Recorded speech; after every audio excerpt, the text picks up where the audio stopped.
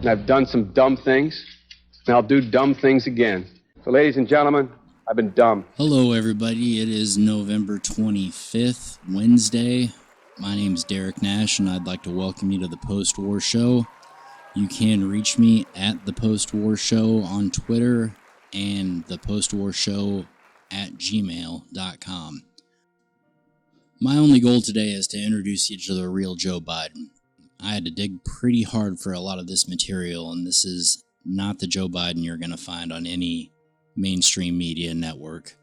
This is who he is. He's been running for president since 1988. He's been fucking the American people to the benefit of the credit card companies, to the benefit of the military-industrial complex, and to the benefit of the fossil fuel industry for 40 years now.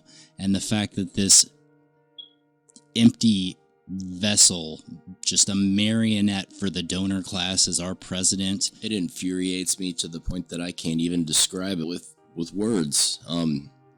He was also huge Pfizer drug guy, which is why the release of the vaccine wasn't made public until it was called the presidential election for President-elect Biden.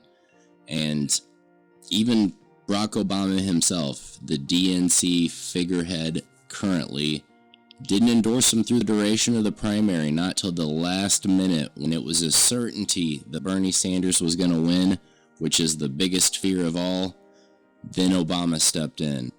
He's quoted as saying in the article that you saw above that he doesn't think Joe has what it takes.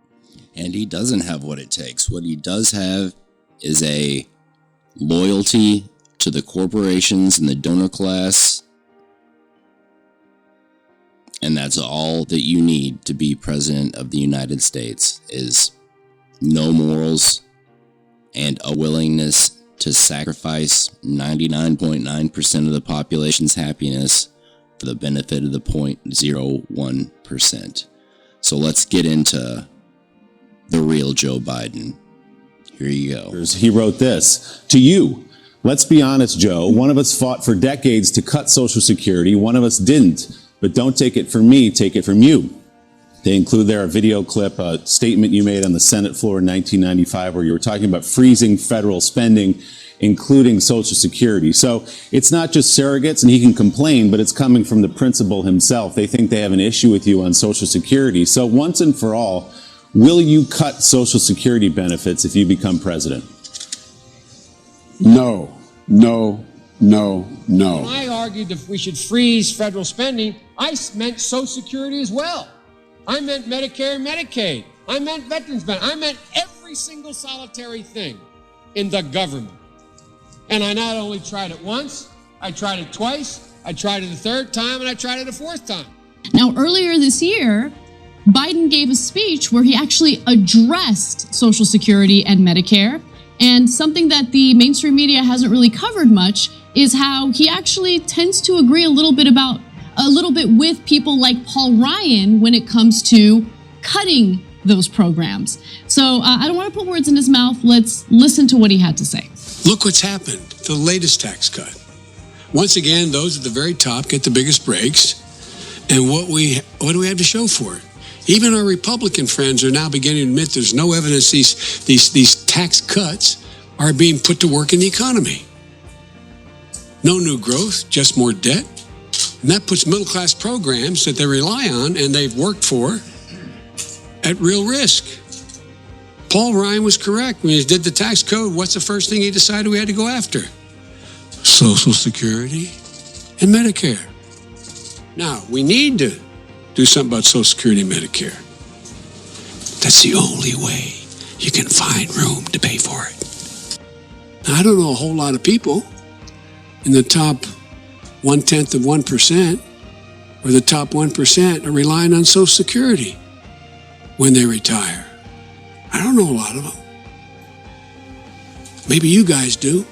What you have here is Biden, who clearly doesn't have any friends that aren't in the top 1% and doesn't give a shit about anybody that isn't, distributing platitudes, trying to pacify the American public and keep the subject away from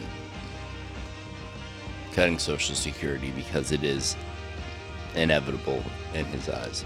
Okay, so just to summarize, he's saying that we can't afford these programs anymore. We just can't afford it. There's no way without cuts that we can afford it.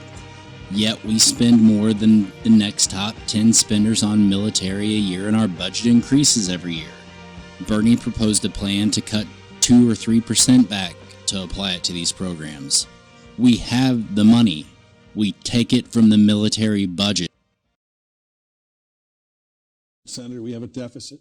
We have Social Security and Medicare looming. Would you consider looking at those programs, age of eligibility, Absolutely. cost of living, put it all on the table? The answer is absolutely. You have to. I mean, it's one of the things that my, the political advisors say to me is, "Whoa, don't touch that third." Look, American people aren't stupid. It's a real simple proposition. Social Security is not the hard one to solve. Medicare. That is the gorilla in the room. And you've got to put all of it on the table. Everything. Everything. You've got. Okay, so we got that figured out, that Joe Biden's a fucking liar and doesn't bat an eye when he does lie.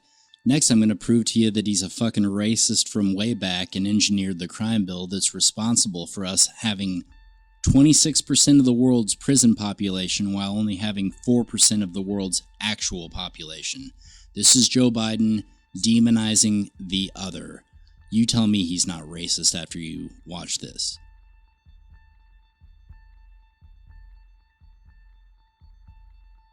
Take back the streets. It doesn't matter whether or not the person that is accosting your son or daughter or my son or daughter, my wife, your husband, my mother, your parents. It doesn't matter whether or not they were deprived as a youth. It doesn't matter or not whether or not they had no background that enabled them to become socialized into the fabric of society. It doesn't matter whether or not they're the victims of society. The end result is they're about to knock my mother on the head with a lead pipe, shoot my sister, beat up my wife, take on my sons. I want to ask, what made them do this? They must be taken off the street. Again, it does not mean because we created them that we somehow forgive them or do not take them out of society to protect my family and yours from them. They are beyond the pale, many of those people. The pale. We have an obligation to cordon them off from the rest of society, try to help them, try to change their behavior. That's why we do in this bill. We have drug treatment and we have other treatments to try to deal with it, but they are in jail. America is the world's largest penal colony, and there he is screaming for more incarceration and engineering it. And who does he mean by them? They need to be cordoned off. Who is they? I think we all know what he means. Pretty compelling stuff. For this last piece, to really cinch it all in, I'm going to go back to the campaign in '87 running up to the 1988 election. And this is whenever the news was still doing some actual journalism. The propaganda hadn't taken over completely. There was about 60 separate news networks. Juxtapose that with the 4 that we have today. So, yeah, we actually got some legit straight news from time to time. And here was the straight news about Joe Biden. These people would have told you were batshit crazy out of your mind if you thought that he was ever going to be elected president in his lifetime. Democratic presidential candidate Joseph Biden today faces a controversy. 3 weeks ago at a debate at the Iowa State Fair, he used phrases identical to those delivered by British Labour Party leader Neil Kinnock. Biden seemed to be claiming Kinnock's vision and life as his own. Why is it that my wife, who's sitting out there in the audience, is the first in her family to ever go to college?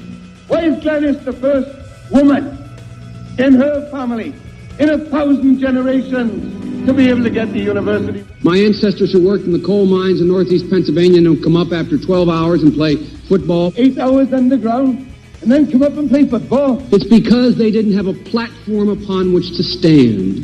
There was no platform upon which they could stand. The notion that every thought or notion or idea you'd have to go back and find and attribute to someone, I think is quite frankly, ludicrous.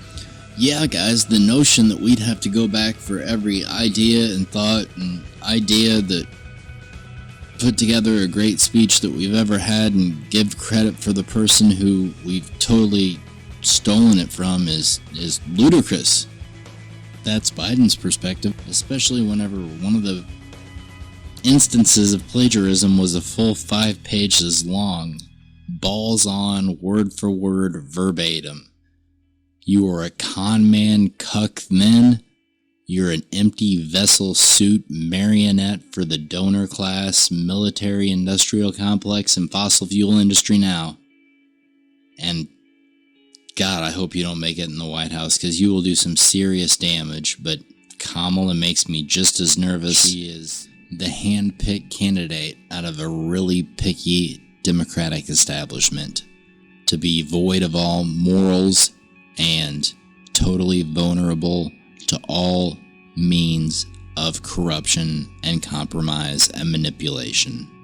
We're looking for zero moral compass, zero moral fiber, zero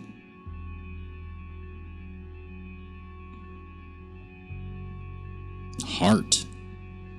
You're looking for a black-hearted black vice president that's gonna take the credit whenever she can for being black. She's gonna use that as defense.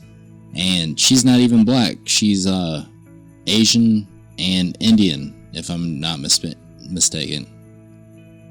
So stop fucking calling yourself black, Kamala Harris, because you're not. The problem here is that Senator Biden told his audience he'd just been thinking about these things, and he failed to give any credit at all to his famous British speechwriter. You know, I was thinking on the way over here. Now that's a little too much, because as you point out, what's behind the words? What's there? And a lot of people, the rap on Biden has always been that it's just a surface. I should have said, to paraphrase Neil Kinnock, it's the only time I didn't, and all the times I've ever used it. But CBS News found a tape of a second instance. It reappeared in the New York Times with a new charge, that Biden had appropriated a famous litany from the late Robert Kennedy about what the gross national product cannot measure. It cannot measure the health of our children, The health of our children, the quality of our education, the quality of their education, the joy of their play, or the joy of their play. Biden gave Kennedy no credit. He has also quoted or paraphrased John Kennedy, Hubert Humphrey, and British Labour Party leader Neil Kinnock, all without credit. Joseph Biden admitted today that he committed plagiarism when he was in law school. He said it was a mistake, but that it was unintentional. He quoted 5 pages of someone else's work without proper citation. I've done some dumb things, and I'll do dumb things again. He was given an F. So, ladies and gentlemen, I've been dumb. To the political community in Washington, it all seems of a piece. Plagiarism at law school, plagiarism on the stump. The great communicator. Strike that. The great imitator. You don't steal verbatim, or when you do, as he did 99% of the time, you give credit. Biden's critics say he sells himself as a man whose words and visions can inspire a new generation in politics. But if the thoughts, phrases, and visions really belong to others, it's a form of false advertising. Is it a wise idea, though, to take something that personal, anyway, from another politician and try and appropriate it to your own campaign? I think it was a stupid thing to appropriate material that was really very personal, that was someone else's. Most people didn't know who he was, Joe Biden, and now they're going to say, oh yeah, he's the guy who plagiarized. That's a lot of people. Politically, that's devastating. These clips are devastating. He looks like a Joe Biden wind-up doll with somebody else's words coming out. If they're going to do things that are stupid as well as immoral, then they're probably too dumb to have the job of president. Voters are going to have to decide whether he was dishonest or dumb. Senator Joseph Biden may have more explaining to do. The new questions stem from taped remarks of Biden during an April campaign appearance in New Hampshire. I went to law school on a full academic scholarship, the only one in my class to have a full academic scholarship. Went back to law school and in fact ended up in the top half of my class.